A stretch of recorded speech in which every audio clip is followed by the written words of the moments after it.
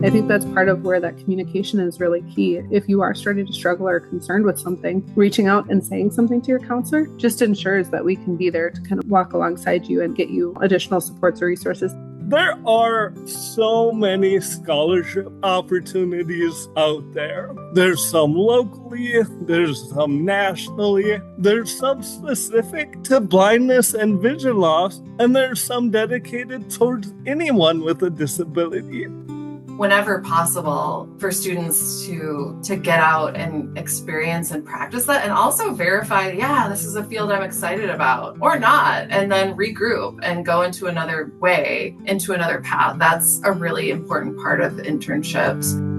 Welcome to Blind Abilities. I'm Jeff Thompson. Today we're going to be talking about student preparedness from a State Services for the Blind perspective. And with me in the studio today, we have Kate Larson, Randi Lasher, and Shane DeSantis. So let's start out with you, Kate. Why don't you introduce yourself? Hi, I'm Kate Larson. I'm a counselor and I work closely with all my colleagues here in supporting students in high school and those that navigate college and graduate school. And this is Randi Lasher. I'm one of our transition work opportunities navigators. I work in northern and central Minnesota primarily and help support students in high school and students early in their college endeavors, just supporting the work that they're doing with their counselor and getting them prepared for life after high school. Hello, everyone. My name is Shane DeSantis. I am the transition coordinator at State Services for the Blind. In my role, I help put together resources, activities, services for students across the entire state, and I have the pleasure of working with all of our staff to help support our students. Well, great.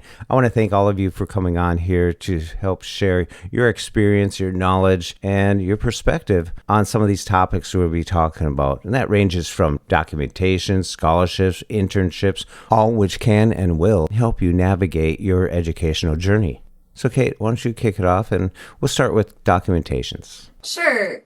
So I think first, as students start to navigate applying to colleges, there's so many supports within your high school or your school situation. And so utilizing all of those resources will be really useful and continuing to do so in your admission and acceptance process. Working with SSB counselors and staff like Shane and Randi are going to be super helpful in involving SSB in that conversation as you decide which school to attend. And so some relevant documents that you'll be getting into place after accepting at a college are things like your FAFSA, completing your federal aid application with you and your family is going to be a big step. You're going to fill that out annually while you're in college, and typically it's available each winter. Maybe January 2025 is when it became available for the following academic year. And so students right now, we're in March of 2025. They're completing it right now so that they could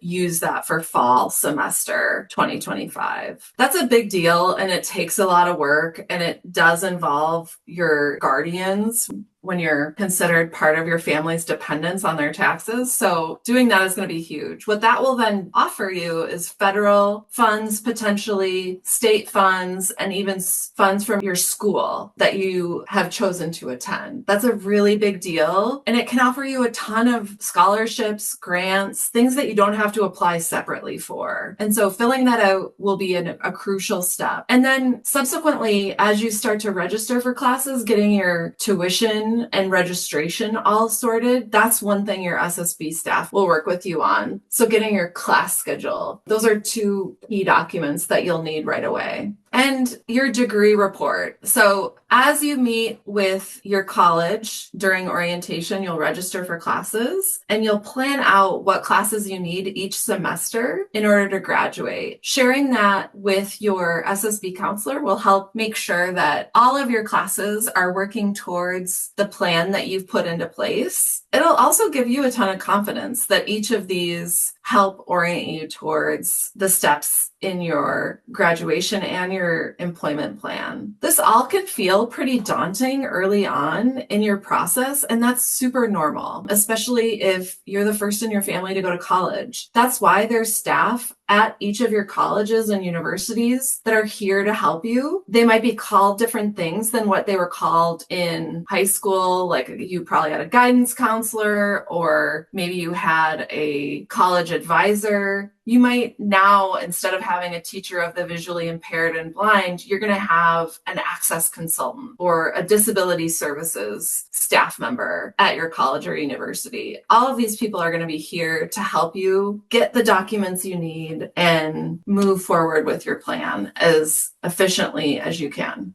I don't know if it's worth noting that when you're in your second or consequent semesters that we collect like grade reports for students. So when students are working with State Services for the Blind and have a employment goal that requires higher education, there is that potential that SSB will become a little bit more involved in that higher education process and help students obtain that post-secondary education that they are set in place to obtain. And so when that is the case, SSB does have some requirements on the students end that we work very closely with every student on to ensure that those requirements are being met. And one requirement of that is obtaining necessary documentation each semester and each academic year that we need on our end to be able to help support that semester. And so some of that Kate had already mentioned.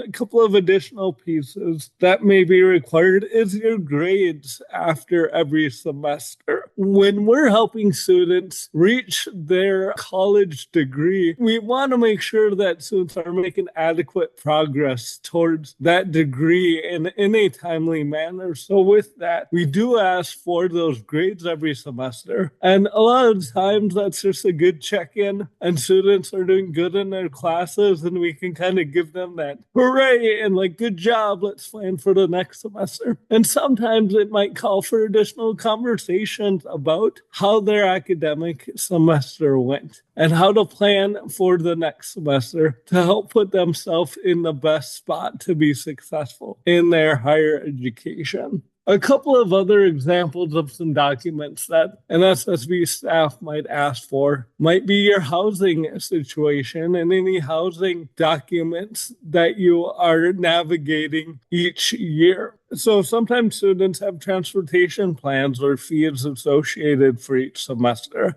That's another thing that students will get some documentation of, whether that be a bus pass that they are purchasing for that semester, or maybe it's more regular transportation costs that they'll have throughout the semester to get to and from their classes. When individuals, again, we're supporting them in their higher academics and they have some of those transportation costs associated, that might be something that SSB or counselor staff will ask for documentation of. Well, that's great information. Something you want to stay on top of. Now, another area is getting work experience, building your resume. And we're talking about internships. So, Randy, why don't you kick it off? Yeah, that sounds great. So internships often are required for students in college, depending on the career or educational pathway that they've chosen. But even if an internship isn't required as part of your educational requirements, it's still a really great way to get experience in the field that you're studying and kind of get you launched into whatever that career pathway is. Working collaboratively both with SSB to identify potential internship sites, as well as your professors and school support staff in your college, is a great way to just see what opportunities are going to be available to you. And again, kind of help get you a jump start into whatever that final career is that you want to land in, because an internship is essentially going to be a work experience, hopefully paid, not always paid, but that's ideal when it is. Just an opportunity for you to get experience in that field. It really helps to set you up with a nice looking resume that's leading you into that career path you've chosen. I think that work experience is really good for the students because it gets them to work, transportation to work, everything involved with work, whether what field they're in or anything. It's still the processes get started and they get to experience that interacting with someone, accommodations, and all sorts of other type of things with internships. That's great. You're exactly right on that. And one thing that I want to add a little bit is sometimes, and this was my case as a college student, my first real world work experience in the career path that I was set to embark on wasn't until I was in college. When I was in high school, I had some part-time jobs. I built my resume a little bit, but nothing was relevant to the field that I was interested in. So it's so important and impactful when students are pursuing a education path, a major, to try and get some work experience, some field experience in that field that's really going to be that first work experience on a resume that's going to pop when individuals are applying for jobs after college, because that's going to show that students have that real life experience in the field that they're entering that they can work off of and build and bring into their employer that they're trying to get their first job out of college with.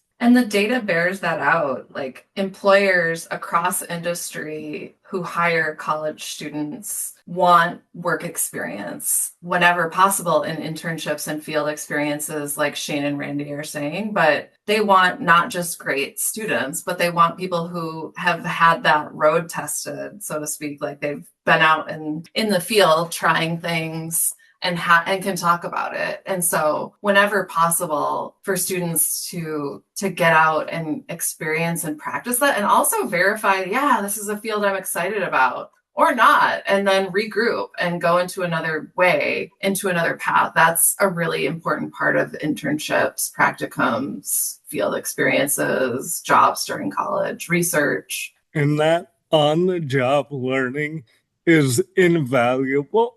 And a lot of times that starts at an internship or a practicum. I'm a true believer that for occupations that require higher education, that education you receive in college is going to help you in the workforce. Absolutely. It's going to help you become prepared, qualified, and confident to work in whatever role you're seeking. But I know for me, I learned so much more about my job and my career the first year of actually working and doing internships and doing practicums versus that book smart that you get in the classroom. I think so many occupations out there, that on-the-job training and that field experience, being in the shoes of a worker, it works in tandem with that book smart and that education you're receiving in the classroom and goes into that real world applicability that you can take and learn from and build your career skills off of.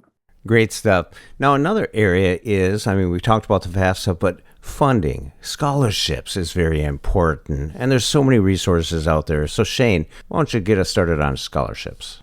Yeah, absolutely. Thank you, Jeff. So first off, whenever I'm talking with a student about scholarships, I want to go back to a little bit of what Kate talked about with that FAFSA and that application for financial aid. That is a first critical step of receiving scholarships or grants that will help fund for and pay for academics. Now, it's going to look different for everyone, but actually, if you're receiving our services and we're supporting your college education, we require every student to fill out that FAFSA. And like Kate said, we can help navigate that whole process. It can be daunting, especially for that first time. And then there are so many scholarship opportunities out there. There's some locally, there's some nationally, there's some specific to blindness and vision loss, and there's some dedicated towards anyone with a disability. So it's important, I think, when you're looking at to see what scholarships are available, consult with some of the experts out there who know about scholarships and can help point you in that direction of some good scholarships that might be applicable to you, because they're going to know your scenario and they're going to help you navigate to ones that could be really beneficial. So one professional out there that can help you navigate some scholarship opportunities, if you're in high school, would be a school counselor. Connecting with your guidance office, because they've helped other students navigate transitioning from high school to college, and they've helped others apply for scholarships. And so they might have a pulse on maybe some local scholarships in your immediate area, or some state scholarships or national scholarships that could be a good fit for you. Another key source of some good relevant scholarships to your area or your field of interest, maybe even, would be your college that you're either accepted into or you're currently at. Their financial aid office is going to have resources to colleges, and every college might be a little different on their scholarships. They might offer some through that school, and they might have an application. They might have multiple scholarships with multiple applications. I know the college I went to, they had a single application, and their whole scholarship endowment was all through that single application. And their scholarship review committee linked applicants with various scholarships that university had. And so talking with the financial aid office on your campus or the campus that you're going to, and seeing what they have available for scholarships and what resources they have, is pivotal to getting tapped into some of those that are very relevant at that institution. Another, I would like to say, expert out there that you can consult with is State Services for the Blind. We do have a scholarship list on our website. If you go to our website and navigate to Youth Services, there is an additional resources tab. And under that's the college preparedness section. And right now we have a list of scholarships for the 2025-2026 academic year. I will say that most of these, or if not all of these, are dedicated for individuals who are blind or low vision or have a disability. So we have a list of some local scholarships for blind individuals, and then various national scholarships that are tailored towards individuals with disabilities or specifically with blindness or low vision. So talking with SSB, seeing if that list is up to date, and taking a look through them is another good resource. And then I do want to quickly touch on the internet. Now, full disclosure or disclaimer here, when you're searching for a scholarship and you're online looking at some, you do have to make sure that they are legit. There might be some out there that just sound too good to be true, and if that's the case, they might be. But there are a lot of websites on the internet that have a list of various scholarships all throughout the nation. A lot of scholarships might have criteria, so they may be for a certain population. They may be needs-based, so you may have to show a financial need for a scholarship or some other requirement, so it's important to look into those. A couple of those websites that I have used, and I feel confident sharing them, Career One Stop is one of them. That's a website sponsored by the U.S. Department of Labor, and they have a scholarship bank with tens of thousands of scholarships. Now, that's daunting in itself. That's so many scholarships, but you can weed through some of those and find those that do apply to you. Maybe there's some that are only for individuals who are interested in the STEM fields or interested in education.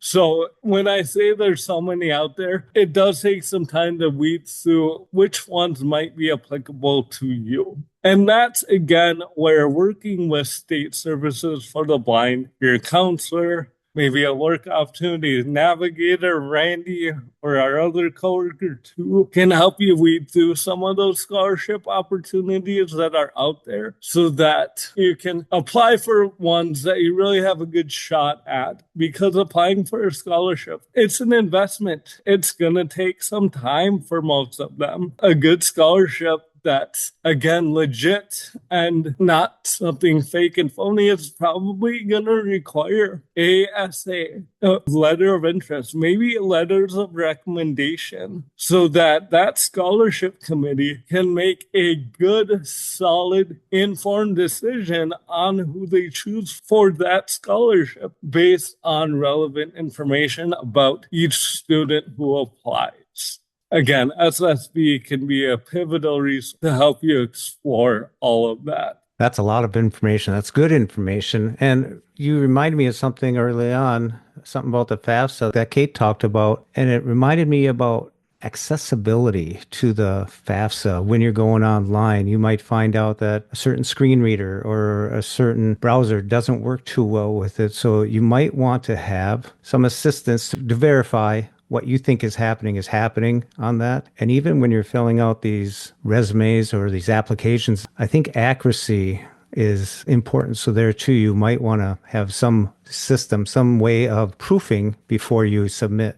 Yeah, that's a great point, Jeff. One thing that I am actually doing right now with several students is helping to do some proofreading. As Shane mentioned, a lot of scholarships will require a personal statement or an essay of sorts. So I have been reviewing those for students. We can also at SSB help with addressing some of the accessibility issues that may exist with different scholarship applications. Something we haven't mentioned yet that I think is also important to know: when you're a senior in high school, we want to make sure that we're getting students set up with one of our assistive technology specialists for an assessment, so that they can get a sense of what are the tools, what are the softwares, what are the resources that are going to be helpful for them when they're going into college and navigating through some of these things. So I think that resource that we offer, having assistive technology specialists on staff and being able to do those assessments for students is just a really huge piece with that as well. The other thing with scholarships, I would say, is as well as addressing accessibility issues, just knowing that SSB can help not just pair students to scholarships that are an appropriate fit for them and help keep track of deadlines and things like that, but even just going through and filling them out on behalf of students when necessary. That's something that I'm doing for students now as well. We work with each individual student to address like what their specific needs are and what level of support that they might need or want from us to make sure that they're presenting their information in the scholarships in as professional and competitive a manner as possible, so they have a really great shot at getting the scholarships they're applying for. I think Randy made amazing points. The last thing I would add to that is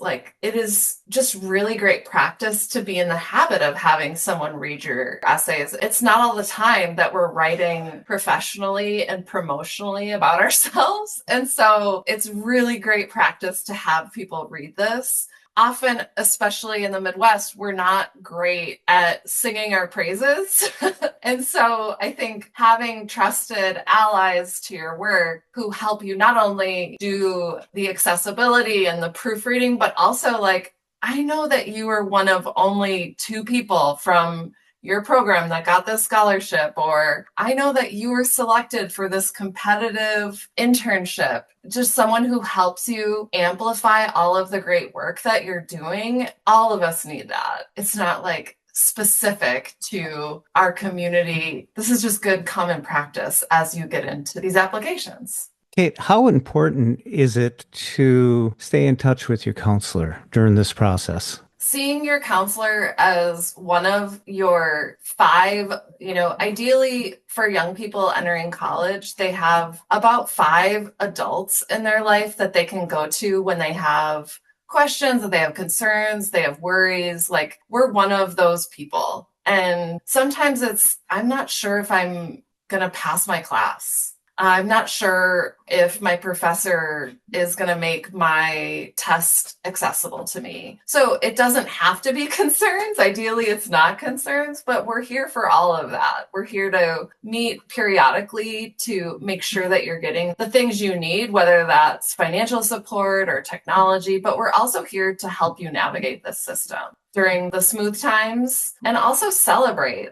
I'm lucky to have a few people graduating this semester that I work closely with, and it's so good to have someone who can help you just pause and see how far you've come. And so I think ideally the counselor is someone that can really help connect you to resources, help you problem solve, but also just help you reflect on all that you've accomplished. I think it's really important too that students keep in touch with their counselor because, in particular, of course, we don't plan for this, we don't hope for this, but when a situation arises where things maybe aren't going so well, you're struggling in a class, maybe you're not going to pass a class, if you're communicating with us throughout that process and letting us know right at the beginning, hey, I'm working with accessibility services, I've got these accommodations in place, what else can you help support me with? We're going to be a lot more understanding and flexible and able to be a lot more understanding and flexible when we have that consistent communication versus if we don't. And I think that just makes for an overall more positive experience, both for the student as well as the counselor, just in kind of navigating that relationship, but also navigating those challenges that might present themselves. Again, we don't plan for that, but I think that's part of where that communication is really key. If you are starting to struggle or concerned with something, reaching out and saying something to your counselor just ensures that we can be there to kind of walk alongside you and get you additional supports or resources that maybe you don't even realize could be available to you unless you ask the question. So just wanted to kind of underscore that piece as well. I heard the word navigation a few times, and before we started talking, Kate, you mentioned navigating the campus. The University of Minnesota is a huge campus. It's not up and down. It's horizontal, northeast and west. Have you heard from students about that? Sure. College is a huge transition, literally, in so many different ways. And navigating orientation and mobility, especially if students have orientation and mobility instruction during high school, it's so great to be able to visit campus as part of your decision, right? And that can be a great time for SSB staff to meet on campus. But we also can work with students as they make a decision and as they start a semester to do short-term orientation mobility to orient them to where their classes are that semester, where transportation, if they're utilizing transportation to and from classes, whether it's shuttles through their college or Metro Mobility here in the Twin Cities, we can help them connect to orientation and mobility staff who can do some lessons with them each semester. Oh, yeah. Where's the cafeteria, right? Yeah, and that's such a good point. Walking through the residence hall dining facilities is a really smart one that often students might overlook. Oh, one thing we didn't talk about, the disability services staff at each school will also help you get housing accommodations potentially. So maybe you want to be in a part of campus that's more proximal to where your classes are. Or maybe you're a student that really having a bunch of other people that you have to share a bathroom with is going to be enormously stressful in just managing all of your personal care. And this can be a housing accommodation. And so talking through these needs with your SSB counselor and your college disability services will be a great way to look at what options are most appropriate for you. Yeah, you said one more thing, but I think if we kept on going, we'd probably come up with all sorts of different. Yeah. You mentioned transportation, the shuttles. Yeah, it's all doable. And what's really nice about it is you're either in a trimester or a semester, and then you get to relearn again another couple of classes, buildings. Then after your first year or so, you start to put it all together. That's awesome. Well, any closing remarks, Shane?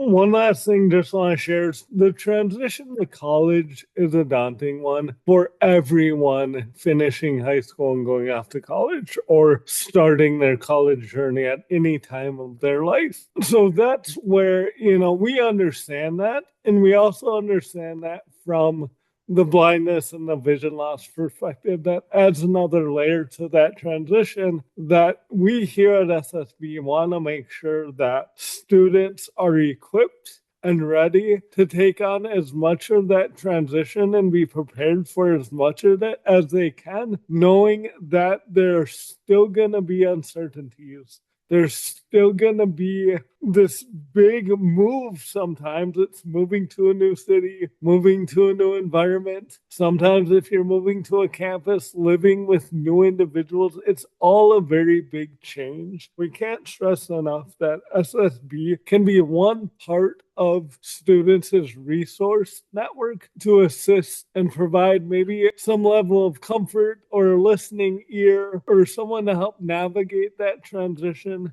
because it is a big one. Everyone going off to college is dealing with some new thoughts and new anxieties maybe. And so SSB is a resource. The disability staff on that campus is a big resource. And your network is a huge resource. College isn't only about studying and reading and learning. There's also a great social component to higher academics and to college. And that's another core aspect of, I think, individuals enjoying and making the most out of their college journey is making some friends, maybe attending a group or a committee, getting out of that comfort zone a little bit when appropriate, because that's where some additional learning takes place and can really be such an uplifting experience for others to get out there and go do and learn something new outside of just the academics. Well, thank you. I really want to thank you for taking the time to come on here, Kate, Randi, and Shane, to share your perspective, your knowledge on these important components of an educational journey. I'm sure it's going to help the listeners as they begin their journey. So thank you very much. Thank you so much for giving us this opportunity. Thanks, Jeff. Thanks, Jeff. Such a great opportunity to talk to Kate, Randi, and Shane, three professionals from different areas of State Services for the Blind, to give us a perspective through their lens as they've worked with hundreds and hundreds of students navigating their college journey, and to share that knowledge with you as you begin your journey. Always a great time talking to the staff at State Services for the Blind. To find out more about all the programs at State Services for the Blind, contact Shane.DeSantis at state.mn.us. That's Shane.DeSantis at state.mn.us. Be sure to contact your State Services for the Blind, your Voc Rehab, and find out what they can do for you. Live, work, read, succeed. When we share what we see through each other's eyes, we can then begin to bridge the gap between the limited